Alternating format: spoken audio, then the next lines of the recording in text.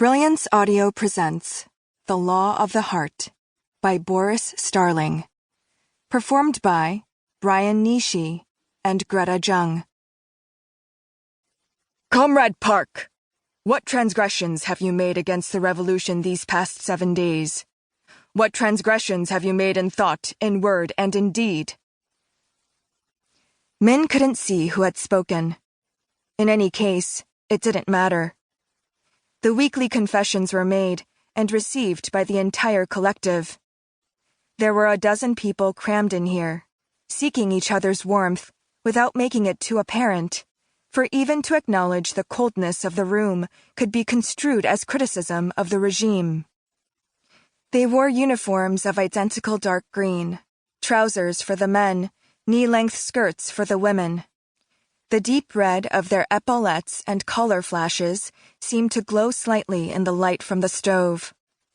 Min glanced at Choi Yun-suk. He had watchful eyes and too much hair growing out of his ears. They worked in pairs, 1 man and 1 woman, and she'd been partnered with him ever since she'd started here 2 years before. He smiled and nodded at her. She cleared her throat and took a breath.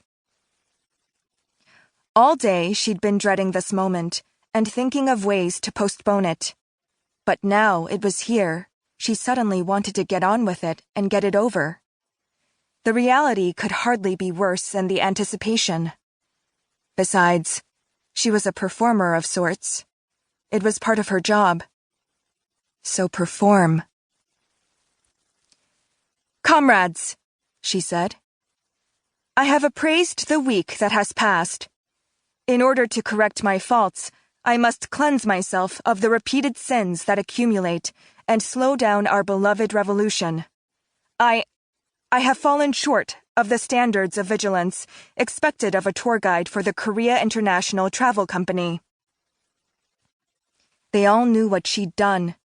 That was why Yun-suk had encouraged her to confess in the first place, because if she didn't do so, then someone else would just denounce her. And that was much worse. They walked towards the front door, which, like the gates, seemed to open of its own accord. Moritz paused to usher Theo through ahead of him, and as Theo stepped across the threshold, he saw the small brass sign that said, "Residence and Office, Embassy of DPR, Korea." An embassy? An embassy? Most London embassies were grand Georgian mansions in Belgravia or concrete Mayfair fortresses, not suburban homes off the North Circular. And DPR Korea meant the Democratic People's Republic of Korea. North Korea. Surprise! What the hell? Gave way almost instantly to realization. So that's why you wouldn't tell me where we were going. Moritz had known Theo would have questions, lots of questions, maybe too many.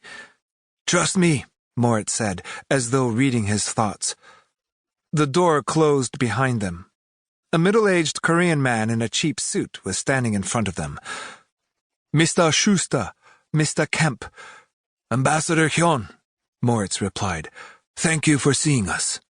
Hyun led them into a small room off the hall, where a simple table was set with sachets of coffee and tea bags. Hyun gestured for Theo and Moritz to sit on one side of the table. He took the other side, beneath the watchful twin gaze of Kim Il-sung and Kim Jong-il, set high on the wall above him. "Let me get straight to the point. I have been authorized to ask you to build a roller coaster in Pyongyang. This roller coaster will be in a theme park named Jucheland, which will showcase the incredible talents and achievements of the Democratic People's Republic of Korea under the Juche philosophy of self-reliance as brought into the hearts of the Korean people by the great leader. Mr. Kemp, you designed the H5 roller coaster at Europa Park, is that right?" "Yes, that's right." It had been Theo's first major roller coaster, and perhaps the one he was still most proud of, not least for the technical challenges he'd had to overcome. Hyun smiled. "I rode that one myself last year. It was unforgettable. That's why I recommended you for this assignment."